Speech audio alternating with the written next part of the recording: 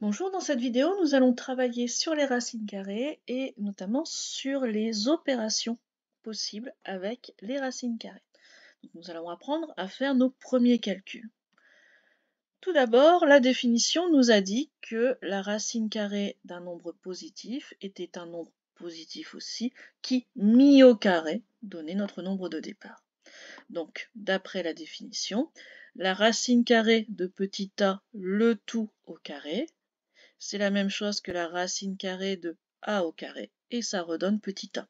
La racine carrée et le carré sont deux opérations qu'on appelle inverses, c'est-à-dire qui se neutralisent l'une avec l'autre. C'est comme si on faisait plus 2 et moins 2. Ça ne sert à rien, on va enlever ces deux opérations.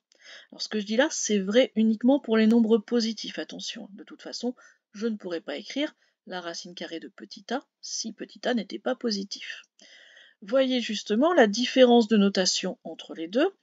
Dans la première notation, on fait d'abord la racine carrée, puis on met au carré. Dans la deuxième notation, on va d'abord mettre au carré, puis ensuite seulement utiliser la racine carrée. Regardons quelques exemples. La racine carrée de 5, le tout au carré. Donc on est bien avec un nombre positif. On annule nos deux opérations, on arrive à 5. De même, la racine carrée de 6 au carré, cette fois-ci c'est le carré qui s'applique d'abord, mais on peut enlever nos deux opérations, arriver à 6. Mais attention, pourquoi j'ai insisté sur le fait qu'on soit sur un nombre positif? C'est parce que l'on peut, avec des précautions, mettre un nombre négatif à l'intérieur de la racine carrée. Alors, attention à l'oral, ce que je suis en train de dire c'est faux, mais ici en fait, graphiquement, oui, j'ai bien un moins à l'intérieur de ma racine carrée. Sauf que ce n'est pas un vrai nombre négatif, puisque ici j'ai mis moins 3 au carré, c'est cette opération qui est prioritaire, donc ça va donner 9, et la racine carrée de 9, c'est 3. Et là on voit que ma propriété, elle n'est pas vraie si je prends un nombre négatif au départ. J'ai bien le droit d'écrire la racine carrée de moins 3 au carré, mais cette fois-ci, les deux opérations ne se neutralisent pas, puisque je ne retrouve pas moins 3, mais 3.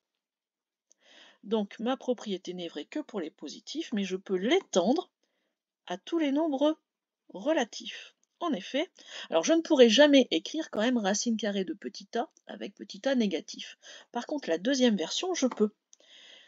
Si j'ai un nombre négatif, je le mets au carré et je prends sa racine carrée, je retrouve le nombre mais sans son signe. C'est ce que l'on appelle la valeur absolue du nombre.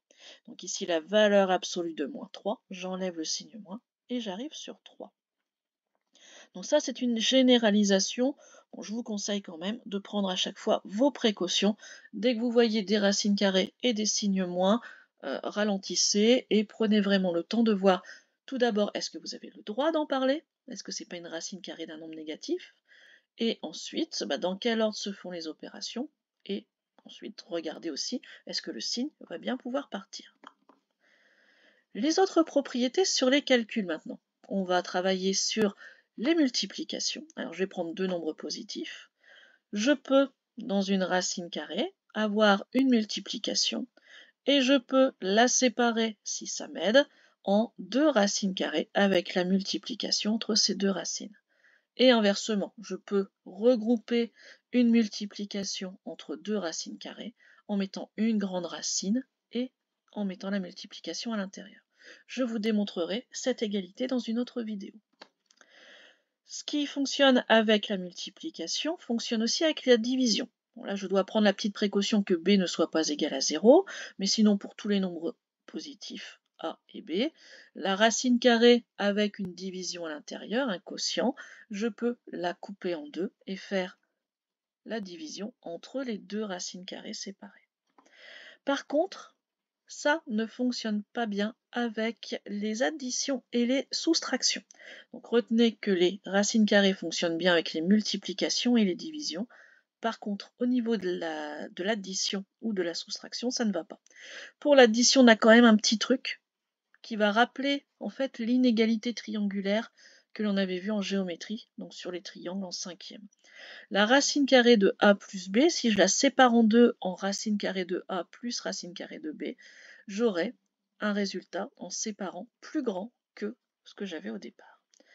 Regardons quelques exemples d'applications et nous en verrons d'autres après dans les simplifications de racine carrée.